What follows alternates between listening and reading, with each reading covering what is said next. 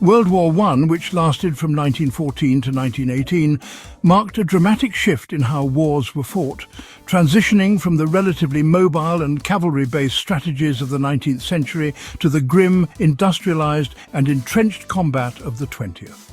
The war introduced a variety of tactics, some innovative, others desperate, shaped by new technology, massive armies and the unforgiving nature of the modern battlefield. This video explores the primary tactics employed during World War I, analysing how they evolved over the course of the conflict. At the onset of the war in August 1914, European military strategy was still deeply rooted in 19th century traditions. The German Schlieffen Plan exemplified this, aiming to encircle and defeat France quickly before turning eastward to face Russia. The French Plan 17 similarly emphasized rapid, aggressive offensives. Early battles, such as the Battle of the Frontiers and the First Battle of the Marne, demonstrated the continued reliance on rapid mobilization, infantry charges and cavalry maneuvers. However, these traditional tactics quickly collided with modern firepower machine guns, bolt-action rifles and long-range artillery proved devastatingly effective against massed troops in the open. By the end of 1914, both the Allied and Central Powers had failed to secure a decisive victory. Instead, both sides dug in, creating the infamous trench systems that came to define the Western Front. Trench warfare became the dominant tactical system on the Western Front. Both sides constructed elaborate networks of trenches stretching from the North Sea to the Swiss border. These included frontline trenches, support trenches, and reserve trenches connected by communication lines. The primary objective of trench tactics was to hold ground and minimize exposure to enemy fire. Life in the trenches was harsh.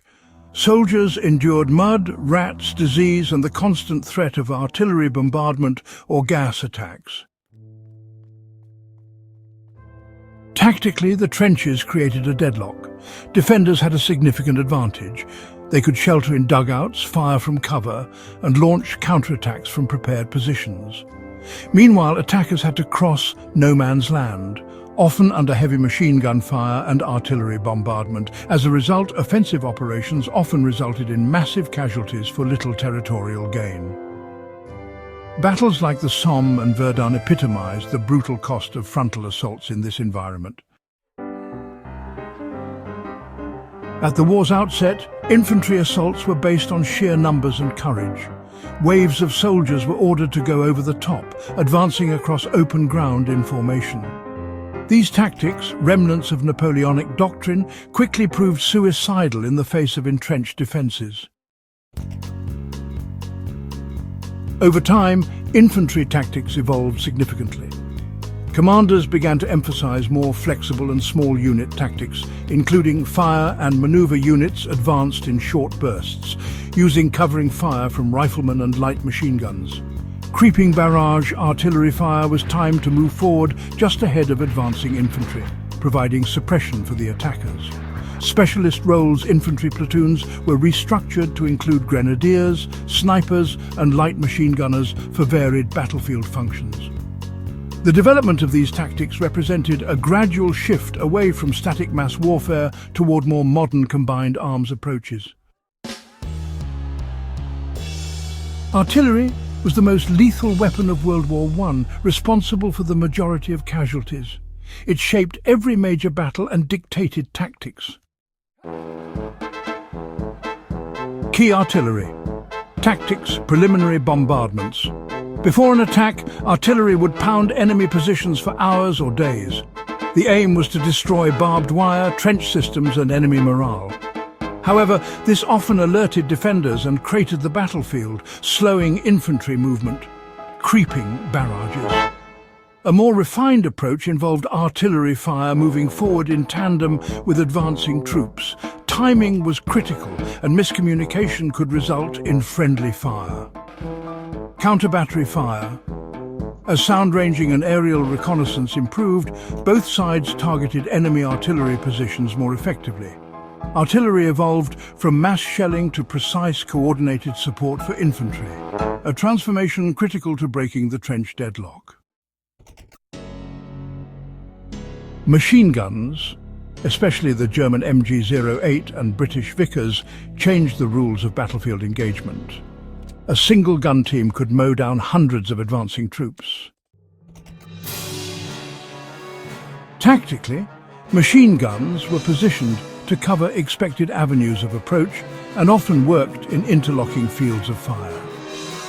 Defenders typically sighted them at strategic points like machine gun nests, pillboxes and elevated positions. Their defensive power reinforced the trench stalemate, as any large-scale assault was likely to be cut down unless preceded by extensive bombardment or covered by surprise. Chemical weapons introduced a new dimension of tactical horror. First used by the Germans at Ypres in 1915, gas warfare quickly became widespread. Types of gas: chlorine, a greenish cloud causing suffocation; phosgene, deadlier and harder to detect; mustard gas caused severe blisters and blindness, it lingered in the soil.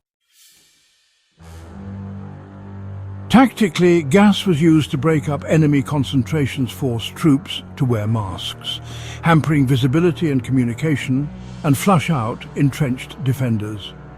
However, its effectiveness was unpredictable due to wind and weather. As protective equipment improved, the tactical advantage of gas declined, though the psychological impact remained potent. One of the most significant tactical innovations of World War I was the introduction of the tank.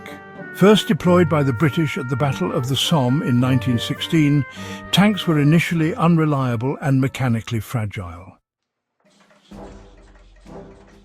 However, their ability to cross trenches, crush barbed wire and provide mobile cover for advancing troops marked a turning point. In the early use, tanks were deployed in small numbers and often broke down. But at Cambrai in 1917, the British used tanks en masse with coordinated artillery and infantry, a precursor to later blitzkrieg tactics. By 1918, tanks were integrated into broader operations with infantry, aircraft and artillery working together. Aircraft were used primarily for reconnaissance at the beginning of the war, identifying enemy positions and coordinating artillery strikes. However, as aerial tactics developed, their roles expanded. Dogfights, fighter planes like the Sopwith Camel and Fokker WWI engaged in aerial combat to control the skies. Strategic bombing, both sides experimented with bombing enemy supply lines and cities. Close air support aircraft began supporting ground troops directly, strafing enemy trenches and supply lines. Air superiority became a crucial component of tactical planning, particularly in later offensives. Late in the war, the Germans pioneered infiltration tactics, also known as Houtier tactics or Stormtrooper tactics. These involved small elite units bypassing strong points to disrupt rear areas, use of speed, surprise and minimal artillery to confuse defenders, a focus on breaking the line in weak sectors rather than attacking the strongest points. This approach was used with success during the Spring Offensive of 1918, allowing the Germans to gain significant ground before being stopped. Though primarily a land war, naval operations influenced tactics in several key ways. Blockades. The British Royal Navy's blockade of Germany severely restricted supplies and influenced German strategy. U-boat warfare. German submarines targeted Allied shipping in unrestricted warfare, aiming to starve Britain into submission. Gallipoli campaign. An Allied attempt to open a new front via amphibious landings in the Ottoman Empire failed due to poor planning and strong defence, but it highlighted the challenges of amphibious tactics. In 1918, both sides began to break the stalemate using combined arms tactics. Allied 100 Days Offensive, marked by coordination between tanks, infantry, aircraft and artillery. Logistics and mobility. Motor transport, improved railways and more efficient supply chains allowed for faster troop movement and more sustained offensives.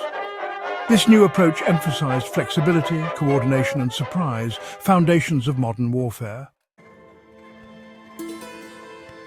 World War I was a crucible for military innovation. Traditional tactics collapsed under the weight of modern firepower, leading to years of bloody stalemate.